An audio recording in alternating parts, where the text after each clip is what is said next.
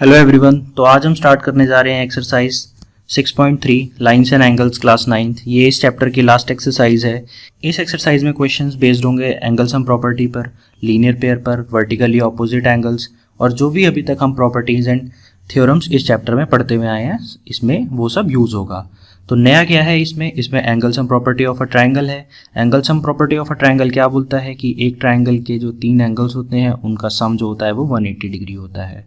तो वो प्रॉपर्टी हमें यहाँ पर कहीं कहीं यूज़ करनी होगी।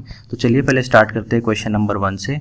क्वेश्चन नंबर 1 में बोला गया है in a given figure side QP and RQ of triangle PQR produced to point S and T respectively if SPR is 135 and PQT is 110 we have to find PRQ।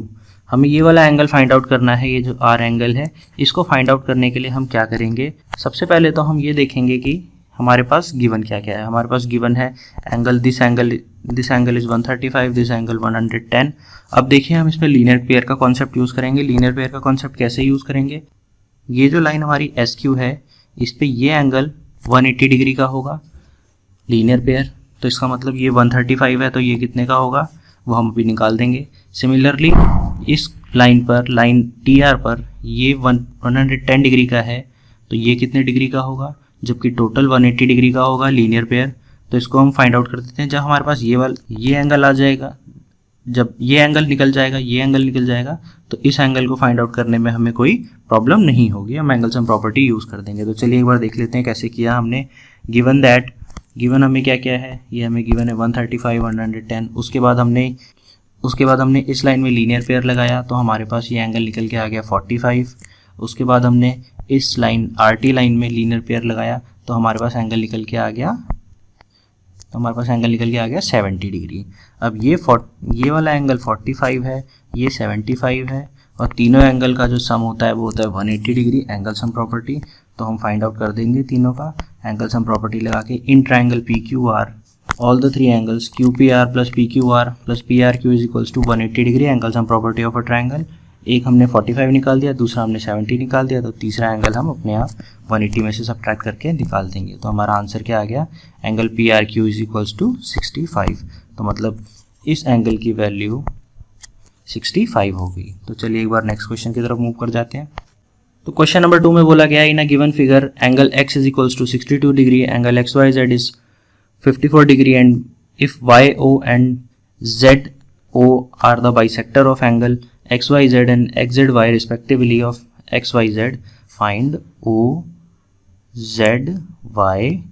and YOZ।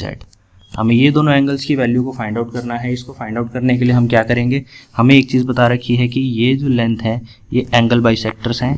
तो ये angle bisector क्या करती हैं, एक angle को 2 equal parts में divide कर देती हैं।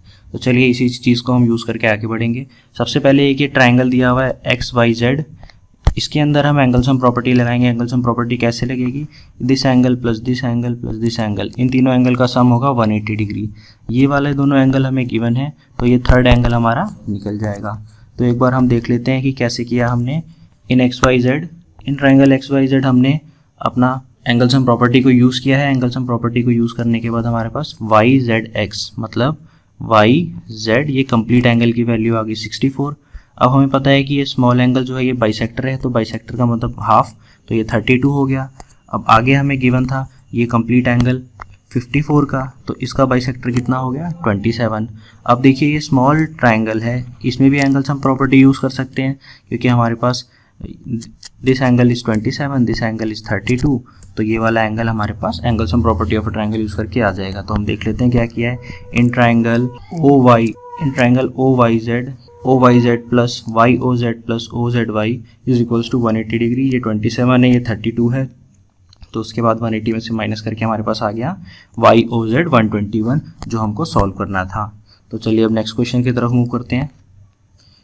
इस क्वेश्चन में हमें बोला गया है कि in a given figure if AB is parallel to DE, angle BAC is 35 and angle CD is 53, find DCE। तो DCE कौन सा एंगल है, ये हमारा D है, ये CE, तो मतलब हमें ये वाला एंगल फाइंड आउट करना है। तो हमें DCE फाइंड आउट करना है। तो हम ये कैसे फाइंड आउट कर सकते हैं, हमें ये गिवन है कि AB और DE जो है ये पैरेलल हैं और और ये ट्रांसवर्सल इनको कट कर रहा है। तो ट्रांसवर्सल जब भी कट करता है तो उसमें ऑल्टरनेट इंटीरियर एंगल्स जो होते हैं वो इक्वल होते हैं। तो अगर ये 35 डिग्री का है तो ये भी 35 डिग्री का ही होगा। जब हमारे पास ये 35 दिस एंगल 35 आ गया, ये वाला एंगल हमें 53 गिवन है, तो हम एंगल सम प्रॉपर्टी लगा के ये वाला एंगल फाइंड आउट कर सकते हैं। तो हम यही सेम प्रोसेस करते हैं। चलिए एक बार स्टार्ट कर देते हैं। तो हमें बोला गया है इफ़ ए बी, आंसर देखिए एक बार, A B is parallel to D E and A is transversal. तो इससे हमने बता दिया कि एंगल सी ई डी की वैल्यू जो होगी वो होगी 35। उसके बाद हम ये एंगल सी डी ई में आ गए, हम ट्रायंगल, उसके बाद हम ट्रायंगल सी डी ई में आ गए। सी डी ई में हमने एंगल सम प्रॉपर्टी यूज़ करी, तीनों एंगल को सम करा, that is equals to 180 degree. उसके बाद हमारे पास दो एंगल्स की वैल्यू गिवन है 53 और 35। उसके बाद डी सी हमें निकालना था, तो हमने इसको 180 में से सब्ट्रैक्ट करके निकाल दिया। तो डी सी की वैल्यू क्या आ गई, डी सी की वैल्यू आ गई 92 डिग्री। चलिए एक बार क्वेश्चन नंबर 4 की तरफ चलते हैं। क्वेश्चन नंबर 4 ये थोड़ा इनकम्प्लीट लिखा है, इसमें गिवन क्या क्या है। इसमें angle, this angle is given 95, this is given 40 and this given 75। हमें फाइंड आउट करना है एस क्यू टी, ये वाला एंगल हमको फाइंड आउट करना है। हमें ये वाला एंगल जो है इसको फाइंड आउट करना है। तो इसको फाइंड आउट करने के लिए हम क्या करेंगे, सबसे पहले हमारे पास ऊपर वाला ट्रायंगल है पी आर टी, इस ट्रायंगल में हमें दो एंगल गिवन है और हम इसमें लगा देंगे एंगल सम प्रॉपर्टी। उसके बाद हमारे पास इस एंगल की वैल्यू आ जाएगी। जब हमारे पास ये एंगल आ गया, देन उसके बाद अब हमें पता है कि दो लाइंस, कौन सी दो lines, line P Q and R S आपस में इंटरसेक्ट कर रही हैं, और जब इंटरसेक्ट करती हैं तो इनके वर्टिकली ऑपोजिट एंगल्स भी इक्वल होते हैं। तो इसका मतलब जो इस एंगल की वैल्यू होगी वही यहाँ सेम वैल्यू होगी। अब उसके बाद हमें ये एंगल क्यू फाइंड आउट करना था, तो क्यू फाइंड आउट करने के लिए अब जो हमारे पास ये ट्रायंगल गिवन है, ट्रायंगल एस क्यू टी, इस ट्रायंगल में हमारे पास ये 75 डिग्री है, ये एंगल हमारा वर्टिकली ऑपोजिट से निकल जाएगा। उसके बाद इसमें एंगल सम प्रॉपर्टी निकाल के इस एंगल को हम फाइंड आउट कर लेंगे, जो हमारा सॉल्यूशन है। तो चलिए एक बार देख लेते हैं क्वेश्चन में क्या गिवन है। एक बार इस क्वेश्चन को ना बुक में से कंप्लीट लिख लेना, यहाँ पर थोड़ा ये इनकम्प्लीट क्वेश्चन हो गया है। तो उसके बाद हम देख लेते हैं क्या गिवन है। In angle P R T, in triangle P R T में हम बात कर रहे हैं इस ट्रायंगल की, इसमें हम एंगल टी को फाइंड आउट कर रहे हैं। तो हमने दो एंगल गिवन थे, एंगल सम प्रॉपर्टी लगाई और इसमें लिख दिया P T R is equals to 45। अगर पी टी आर 45 है तो एस टी क्यू भी 45 ही होगा वर्टिकली ऑपोजिट एंगल की प्रॉपर्टी के थ्रू।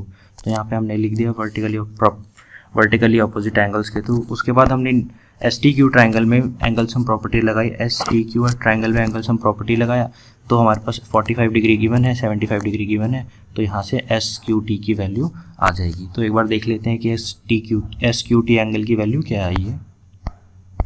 तो हमारे पास आ गया angle S Q T is equals to 180 minus 120 degree, तो एस क्यू टी की वैल्यू आ गई 60 डिग्री। तो ये हमारा क्वेश्चन यहाँ कंप्लीट हो जाता है। अब चलते हैं नेक्स्ट क्वेश्चन की तरफ।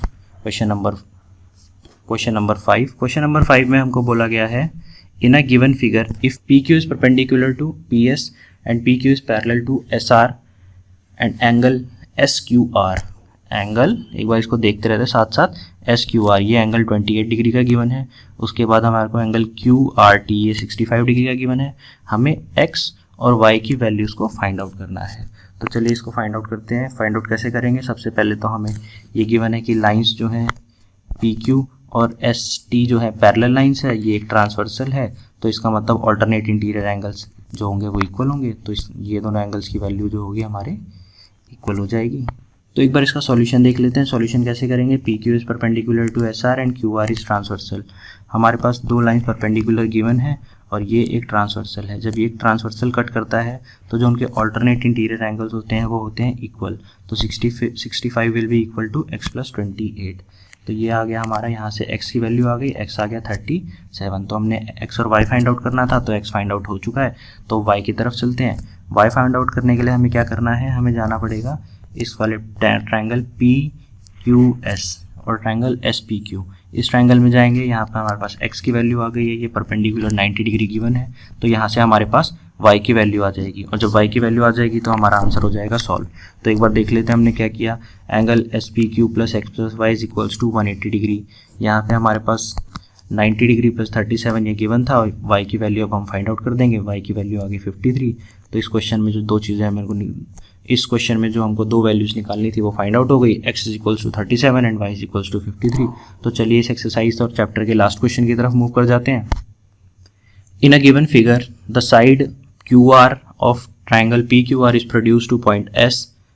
तो हमें ये फिगर गिवन है, इसमें बोला गया है कि ये जो हमें फिगर गिवन है इस क्वेश्चन में, इसमें हमें बोला गया है कि जो एंगल जो साइड QR है उसको S तक हमने प्रोड्यूस कर दिया है और उसके बाद S तक हमने प्रोड्यूस कर दिया है।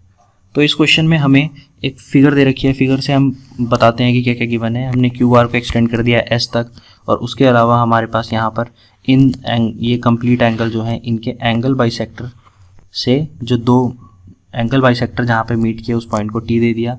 अब एंगल बाइसेक्टर है तो इसका मतलब क्या होगा कि ये वाला एंगल जो है दो इक्वल पार्ट्स में डिवाइड हुआ है और ये वाला एंगल भी दो इक्वल पार्ट्स में डिवाइड हुआ है। हमें इस क्वेश्चन में कुछ प्रूफ करना है। वो प्रूफ क्या करना है? प्रूफ का QTR is equals to half of QPR, ये हमें शो करना है। तो ये हम कैसे शो करेंगे? एक्सटीरियर एंगल प्रॉपर्टी यूज़ करेंगे। तो एक्सटीरियर एंगल प्रॉपर्टी कैसे यूज़ करेंगे, जैसे देख लेते हैं इन ट्रायंगल Q, चलिए देख लेते हैं। जैसे इन ट्रायंगल QTR ट्रायंगल कहाँ पे है? QTR। इस ट्रायंगल में हमें एक्सटीरियर एंगल कौन सा गिवन है? TRS। ये वाला एंगल एक्सटीरियर एंगल गिवन है जो कि किसके सम के बराबर होगा? TQR के, जो कि किसके बराबर होगा? TQR प्लस QTR, इसके इक्वल होगा। तो ये हमने यहाँ पर लिख दिया। अब इसमें हम क्या करेंगे? QTR की टर्म्स में ले लेंगे। हमने इसको QTR की टर्म्स में लिया तो ये हमारे पास इक्वेशन 1 आ गया। हमने इसको इक्वेशन को यहीं पे अभी छोड़ दिया। सेम चीज़ हम दूसरे ट्रायंगल में करेंगे।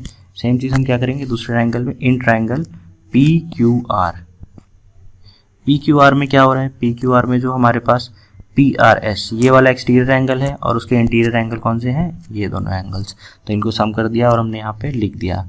देन उसके बाद हम क्या कर सकते हैं? अब देखो हमारे पास इसको सॉल्व कैसे करेंगे। इसके बाद हमने लिख दिया QPR plus PQR is equals to PRS। अब ये जो हमारे पास एंगल है PQR, इसमें एक एंगल बाइसेक्टर जा रहा है जो एंगल को दो इक्वल पार्ट्स में डिवाइड करता है। तो इसका मतलब मैं एंगल PQR को ट्वाइस ऑफ TQR लिख सकता हूँ।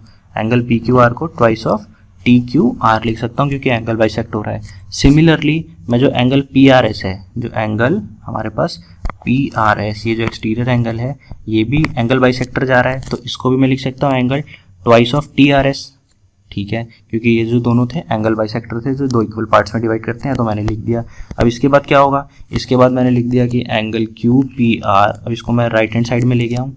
Angle QPR is equals to twice of bracket TRS minus TQR।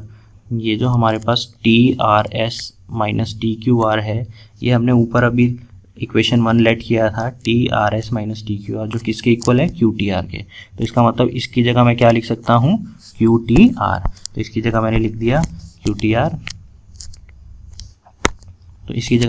QTR, और उसके बाद इसको इस फॉर्म में लिख के कर दिया हेंस प्रूफ। तो ये क्वेश्चन यहाँ पे ख़त्म हो जाता है। एक बार आप इसको दोबारा से देख लेना, फिर ये हो जाएगा कंप्लीट। इस क्वेश्चन के साथ चैप्टर कंप्लीट हो जाता है। आई होप आपको ये वीडियो समझ आया होगा। Thank you for watching.